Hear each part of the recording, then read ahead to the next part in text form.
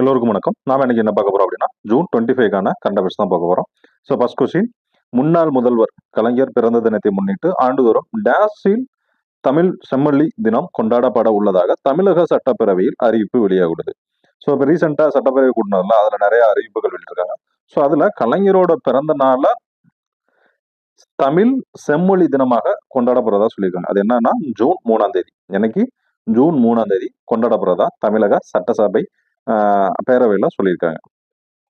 Second question, தமிழக சட்டப்பேரவை கூட்டத்தொடரில் ஆண்டுதோறும் டேஸில் தமிழ்மொழி தியாகிகள் தினம் கொண்டாடப்படும் என தெரிவிக்கப்பட்டுள்ளது. அப்படின்னா எந்த மாசம் அப்படின்னா ஜனவரியில 25ஆம் தேதி, ஜனவரி 25. ஸோ ஜனவரி 25 என்னது அப்படின்னா தேசிய வாக்காளர் தினம். தேசிய வாக்காளர் தினம் ஆல்ரெடி ஜனவரி 25ல கொண்டாடப்படுகிறது. ஸோ நெக்ஸ்ட் மூன்றாவது கொஸ்டின், அகல்விளக்கு திட்டம் எந்த மாநிலத்தில் தொடங்கப்பட உள்ளது? அகல்விளக்கு திட்டம் எந்த மாநிலத்தில் தொடங்கப்பட உள்ளது அப்படின்னா தமிழ்நாட்டில் தான் தொடங்க போறாங்க. எங்க? தமிழ்நாட்டில் தான். ஸோ இதோட நோக்கம் என்ன பார்த்தோம் அப்படின்னா 9 முதல் 12ஆம் வகுப்பு வரை படிக்கும் மாணவிகள் எந்தவித இடர்பாடின்றி பள்ளி செல்லவும் தமக்கு ஏற்படும் பிரச்சனைகளை எதிர்கொள்ளவும் அகல்விளக்கு திட்டம் தொடங்கப்பட உள்ளதாக எங்க சட்டப்பேரவையில் அறிவிச்சிருப்பாங்க.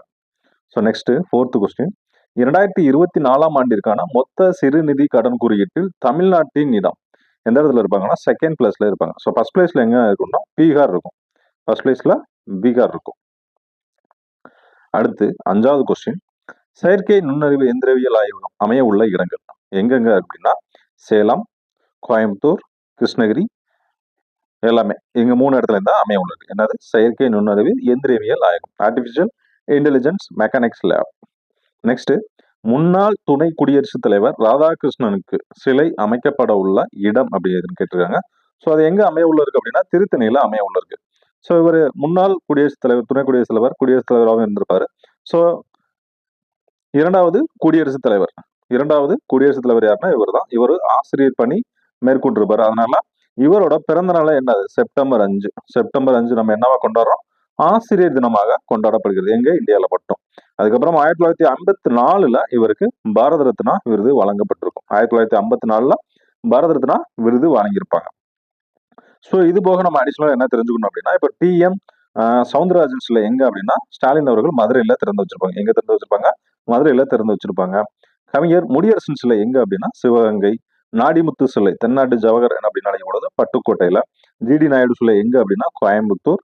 இந்திரா காந்தி, ஜான் மார்ஷல் சிலைகள் எங்க அப்படின்னா சென்னை. ஸோ இதெல்லாம் முக்கியமானது, இதெல்லாம் நோட் பண்ணி வச்சுக்கோங்க.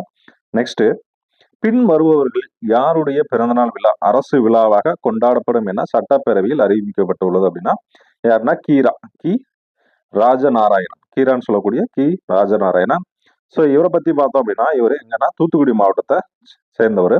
இவர் ஒரு கரிசல் எழுத்தாளர். இவரோட பிறந்தநாள தான் என்ன சொல்லுங்க அரசு விழாவாக கொண்டாடப்படும் என சட்டசபையில அறிவிச்சிருக்காங்க. எழுத்துலகை பொறுத்த வரைக்கும் இவர் எப்படி அழைப்பாங்க? கீரா ராஜநாராயணன் எப்படி இருக்கலாம்? கீரா. இவர் 1991ல கோபாலபுரத்து மக்கள் அப்படின்ற ஒரு புதினத்திற்காக என்னது சாகித்ய அகாதமி விருது பெற்றிருப்பாரு. அதுக்கப்புறம் கரிசல் வட்டார சொல்லகராதி உருவாக்கிய இவர் நிறைய நூல்கள் எழுதியிருப்பார். என்னன்னா கிடை, கோபாலபுரத்து மக்கள், சிறுவர் நாடோடி கதைகள் போன்ற நூல்களை இவர் என்ன எழுதியிருக்காரு. ஸோ 8வது கொஸ்டின், 2015-16 முதல் 2019-21 வரை இந்தியாவில் வறுமையிலிருந்து மீட்கப்பட்டுள்ள மக்களின் எண்ணிக்கை என்னன்னு கேட்டுக்காங்க. 13.55 கோடி. 13.55 கோடி. நெக்ஸ்ட், பிமாரு மாநிலங்களில் வறுமையின் அளவு சதவீதத்தினை அதிகமாக குறைத்துள்ள மாநிலம் எதுன்னு கேட்டிருக்காங்க. ஸோ அது எதுனா பீகார். எந்த மாநிலம் அதிகமாக குறைச்சிருக்காங்க அப்படின்னா பீகார்ல தான் அதிகமா குறைச்சிருக்காங்க. ஸோ இந்த பிமாரு அப்படின்றதுக்கு என்ன அப்படின்னா எல்லா மாநிலங்களோட ஃபர்ஸ்ட் லெட்டரை எடுத்து தான் இந்த பிமாரு அப்படின்னு உருவாக்கியிருக்காங்க. ஸோ பிமாரு என்பது 1980களின் மத்தியில் மக்கள் தொகை ஆய்வாளர் ஆசிஸ் போசால் உருவாக்கப்பட்ட ஒரு சுருக்கம் தான். இது எந்தெந்த மாநிலம்? பீகார், மத்திய பிரதேசம், உத்தரப்பிரதேசம், ராஜஸ்தான் போன்ற ஏழ்மையான இந்திய மாநிலங்களின் பெயர்களில் முதல் எழுத்துக்களில் இருந்து உருவாக்கப்பட்டது. நெக்ஸ்ட், இந்தியாவில் அதிக மக்களை வறுமையிலிருந்து மீட்டெடுத்துள்ள மாநிலம் எது அப்படின்னா உத்தரப்பிரதேசம். எந்த மாநிலம்? உத்தரப்பிரதேச மாநிலம் எடுத்திருப்பாங்க. ஸோ நெக்ஸ்ட், இந்தியாவின் முதல் யுனெஸ்கோ இலக்கிய நகரமாக தேர்வு செய்யப்பட்ட நகரம். கோழிக்கோடு. ஸோ அதுபோக நம்ம மேலும் என்ன தெரிஞ்சுக்கணும் அப்படின்னா, இப்போ எந்தெந்த யுனெஸ்கோவால இந்தியாவில் எந்தெந்த இடங்கள் யுனெஸ்கோவால அங்கீகரிக்கப்பட்டுள்ளது அப்படின்றத நம்ம தெரிஞ்சுக்கணும். அதுக்கப்புறம் யுனெஸ்கோ அப்படின்னா என்னன்னு தெரிஞ்சுக்கணும். ஸோ அது டீட்டெயில் இதில் ஆட் பண்ணல. ஸோ அது தனியாக ஆட் பண்ணிக்கலாம். ஸோ இதுல என்னது அஜந்தா குகைகள் எங்க இருக்கு? மகாராஷ்டிரா இருக்கு. எந்த வருஷம்? 1983ல யுனெஸ்கோவால் அங்கீகாரம் பெற்றிருக்கும். அதுக்கப்புறம் எல்லோரா குகைகள் 1983 மகாராஷ்டிரா. ஆக்ரா கோட்டை 1983 ஆக்ரா. அதுக்கப்புறம் தாஜ்மஹால் 1983 ஆக்ரா. சூரியன் கோவில் 1984 ஒரிஷா. மகாபலிபுரம் நினைவு சின்னங்கள் 1984 தமிழ்நாடு. எலிஃபென்டா குகைகள் 1987 மகாராஷ்டிரா. ஸோ முக்கியமானது நோட் பண்ணிருங்க. நெக்ஸ்ட் 2024 ஆண்டிற்கான நிலையான வளர்ச்சி குறியீடு பட்டியலில் முதல் இடம் பிடித்துள்ள நாடு எது? 2024 ஆண்டிற்கான நிலையான வளர்ச்சி குறியீடு பட்டியலில் முதலிடம் பிடித்த நாடு எது அப்படின்னா பின்லாந்து. எது நாடு? பின்லாந்து. இந்த லிஸ்ட்ல இந்தியா எத்தனாவது இடத்துல இருக்குன்னா 109வது இடத்துல இருக்கு. எத்தனாவது இடத்துல இருக்கு? 109வது இடத்துல இருக்கு. நெக்ஸ்ட் சர்வதேச T20 போட்டிகளில் அதிக சிக்ஸர்கள் எடுத்த வீரர் யார் அப்படின்னா ரோஹித் சர்மா. எத்தனைனா ஒரு 200 சிக்ஸ் அடிச்சிருப்பாரு. லாஸ்டா யாருக்குன்னா ஆஸ்திரேலியா கூட மேட்ச் நடந்திருக்கும். ஸோ அந்த மேட்ச்ல 200 சிக்ஸ் அடிச்சிருப்பாரு. T20 உலக போட்டி ஆஸ்திரேலியாவுக்கு எதிரான போட்டியில் ரோஹித் சர்மா தனது 200வது சிக்ஸரை அடித்துள்ளார். இதன் மூலம் சர்வதேச T20 போட்டிகளில் அதிக சிக்ஸர்களை அடித்த முதல் வீரர் என்ற சாதனையை படைத்துள்ளார்.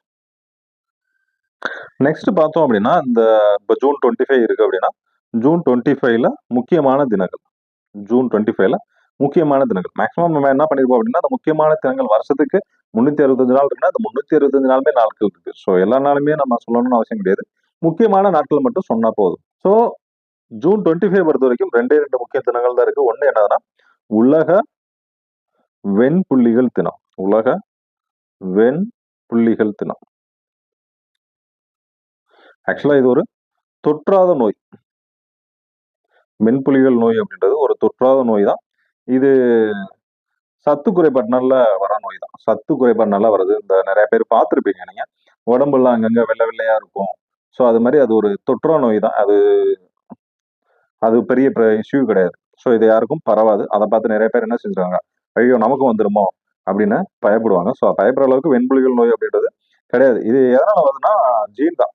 இப்போ உங்க தலைமுறையில யாருக்காச்சும் ஒரு ஆளுக்கு உங்க வீட்டுல இருந்தது அப்படின்னா அந்த வெண்புலி இருந்தது அப்படின்னா ஸோ அது ஏதோ ஒரு தலைமுறையில வெளிப்படலாம். மரபியல் மற்றும் ஜீன் மாற்றங்களால் ஏற்படக்கூடியதான் இந்த உலக வெண்புள்ளிகள் அப்படின்றது அதனாலதான் ஏற்படக்கூடியது. ஸோ இது என்னது பரவக்கூடிய நோய் இல்லை அப்படின்றதான் லாஸ்ட் டைம் உள்ள கருப்பொருளா என்ன சொல்லியிருப்பாங்க அப்படின்னா இது பரவாது, இதை பத்தி யாரும் பயப்பட தேவையில்லை அப்படின்ற மாதிரி 2023ல இந்த நாள்ல சொல்லியிருப்பாங்க. ஸோ நெக்ஸ்ட் கடல் மாலுமிகள் தினம். கடல் மாலுமிகள் தினம். ஸோ இதெல்லாம் முக்கியம் கிடையாது. பட் தெரிஞ்சு வச்சுக்கோங்க. அதுக்காக தான் சொல்றது. அதனால தான் நம்ம பிடிஎஃப்லேயே அதை மென்ஷன் பண்ணியிருக்க மாட்டேன். நம்ம கடைசியில் முக்கியமான ஒரு நாட்கள் மட்டும் எடுத்து கடைசியாக ஒரு பிடிஎஃபாக போடுவோம். ஸோ இவ்வளோதான் ஜூன் 25 பொறுத்த வரைக்கும் இவ்வளோதான் கரண்ட் அஃபேர்ஸ். இது போக அடிஷ்னலாக கரண்ட் அஃபேர்ஸ் ஏதாச்சும் ரெகுலராக நியூஸ் வருது அப்படின்னா இந்த டேட்டில் ஏதாச்சும் அடிஷ்னலாக நம்ம மிஸ் பண்ணியிருந்தோம் அப்படின்னா அதை நம்ம டெலகிராம் சேனலில் அப்டேட் பண்ணிடுறோம். தேங்க்யூ.